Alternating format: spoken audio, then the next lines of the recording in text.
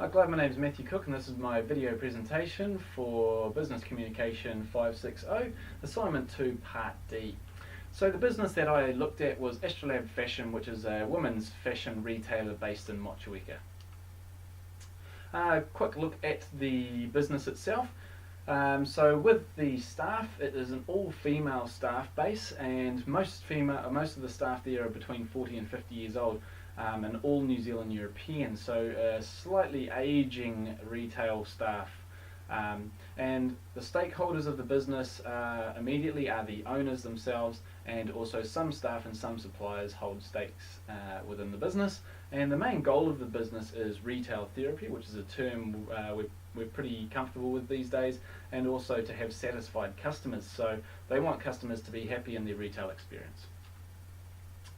The culture of the business is a very open culture. There's no real hierarchy in the business, and therefore it's open communication and everyone is involved in decision making. Staff are generally picked on their personalities and also ability to attain the goals of giving customers a positive retail experience.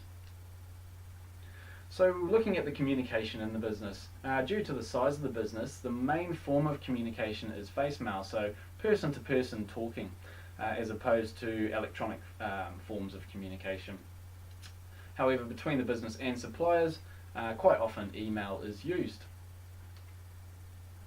The most effective form of communication described by the staff was this face mail, as they put it, so the face-to-face talking, and this is simply because you can get an instant response and give instant feedback between the sender and the receiver of this information.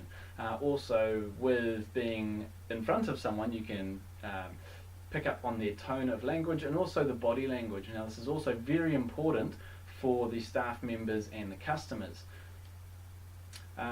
With that in mind, if the staff member has perhaps very poor body language and their voice may be saying something else, so their verbal communication, it may become an untrusting sort of situation for the customer. Right, looking at now communication breakdown.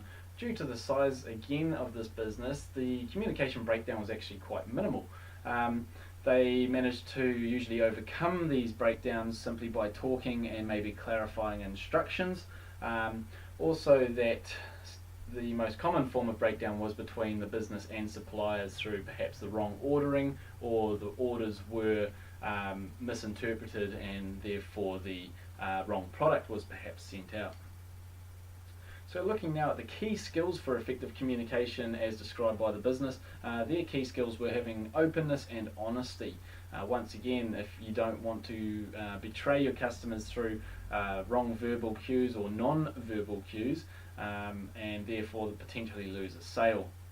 And between the staff and management, having clear, concise instructions was a key skill to have. So looking now at the legal and ethical issues, these were kept to a minimum in the business, once again maybe due to the nature and the size of the business, with an informal nature. The owners and staff were able to relax perhaps any sort of ethical issues that may have risen. The only real possible legal issues that they came across was when supply and demand weren't in line with each other, and this is perhaps because the suppliers of the garments or the goods could not continue to supply when perhaps they had said previously that continuity of supply was something that they could guarantee. So what are some recommendations for this company? Firstly, on the actual shop front, perhaps younger staff members. This may just give a little bit of freshness to the business, invigorates with new ideas on the display of the store, etc. And also perhaps having tech-savvy people that could keep a electronic base of communication. This would help perhaps in the future for audits, etc., that they'll have an electronic track of all the communication, particularly between the business and suppliers. And the communication, was it effective? Well, according to all the staff and the management, the face mail version of their communication was the most effective and was effective, as they had, once again, immediate responses to any questions that were asked. They also agreed that they should perhaps keep more electronic versions of communication, or more electronic sources of communication, particularly for when it came up for things such as audits or those issues that may have happened between the suppliers, so they could backtrack and have a look at what communication took place and where the breakdown perhaps would have occurred. So I hope this was an informative video presentation along with the PowerPoint, and thank you very much.